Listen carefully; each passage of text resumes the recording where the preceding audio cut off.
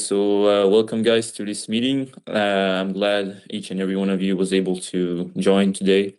So as you guys know, next week we'll have an important appointment with our shareholders and stakeholders.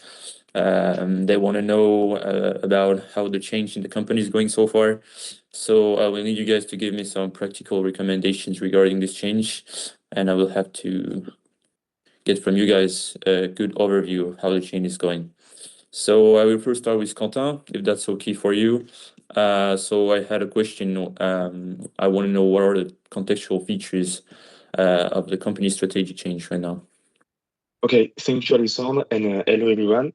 So concerning the contextual features of the company's strategic change program, the first thing is that in March 2024, Decathlon unveiled the refreshed global brand entity. They introduced their first formal symbol called the orbit, which embodies motion, the outdoors, like mountains and waves, and importantly, circularity. Their color palette, typography, and overall visual system were modernized to make the brand feel more inclusive, dynamic, accessible, and sustainable. Decathlon is pushing hard on turning its linear production model into a more circular one. This includes second life product zones in stores, products returned from rental, or delisted items that are reconditioned and resold. They have an expanded buyback system where customers can return used sporting goods, like for example their bikes, their skis, etc., in exchange for vouchers or payments. In 2024, the number of product types accepted in countries offering this grew significantly.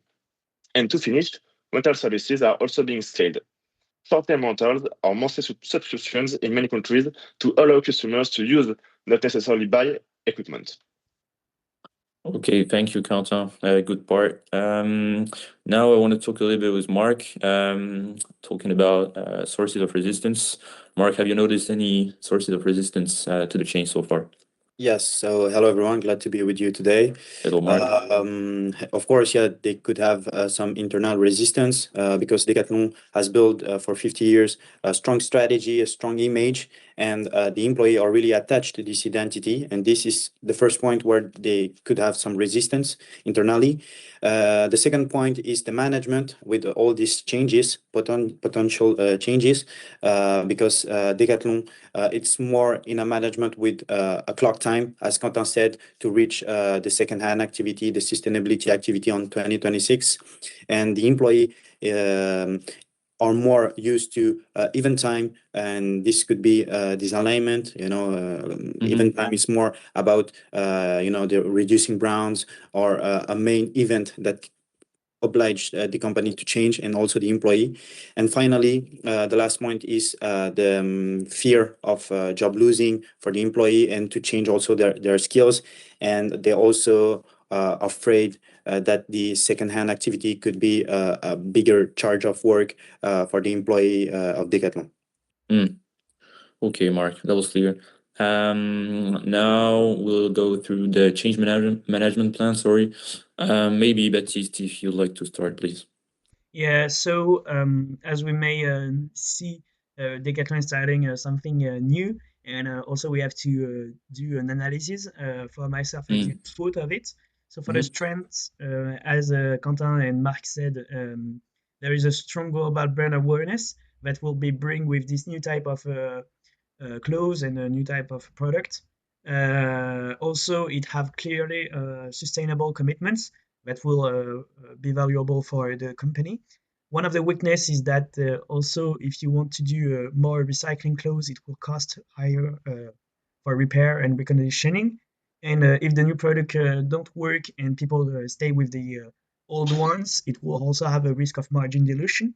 About the opportunities, maybe by doing so, they will have a new type of market with new customers and more loyalty from them who are more interested into second-hand clothes.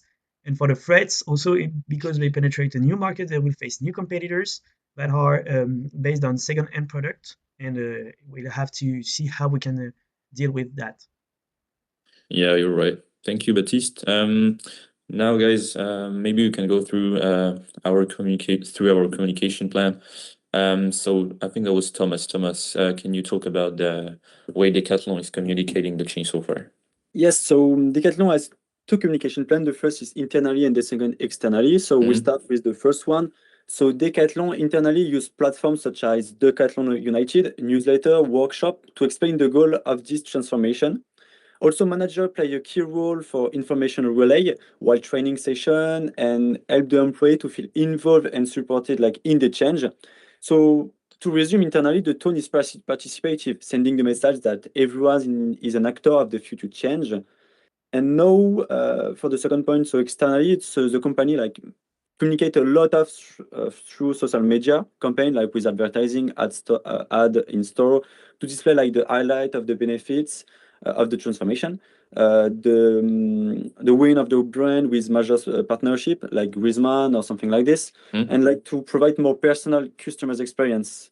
And then, if I can resume this, the plan communication is based on 3 points. The first is to raise awareness and explain the reason for the change. The second is to share the progress and the success stories. And finally, to consolidate the result with feedback and clear indicators. Well, thank you, Thomas. That was clear for the communication part. I want to finish by talking about risks. So I think that was Matthew, right? Matthew, have you conducted any risk analysis or have you identified what we should take into account to prevent risks from happening in our strategic change? Yes, of course, Alexandre. So the main risk for Decathlon in moving to a circular business model is in its economic viability. So repair, logistics, and reconditioning may cost more than expected, while customer adoption of buyback, rental, or circular products could stay limited. And there's also a risk that refurbished items reduce new product sales. So to address this, we should have a contingency plan. So in practice, it means not going all in immediately, but rather rolling out the circular model progressively, starting with specific product categories. And so this would allow the company to test profitability step by step. And at the same time, Decathlon can build partnerships with repair and logistics specialists in order to optimize cost and gain expertise. And finally, monitoring key indicators such as adoption rates, profitability per channel, and customer satisfaction will allow to quickly adjust the strategy if needed. Okay, thank you, Matthew. So guys, that was it. I don't have a lot of time, to be honest. These were some very good practical recommendations you guys gave me. I will present them to our shareholders next week and hopefully they will be satisfied. So thank you guys for participating today and we'll see each other pretty soon, I hope.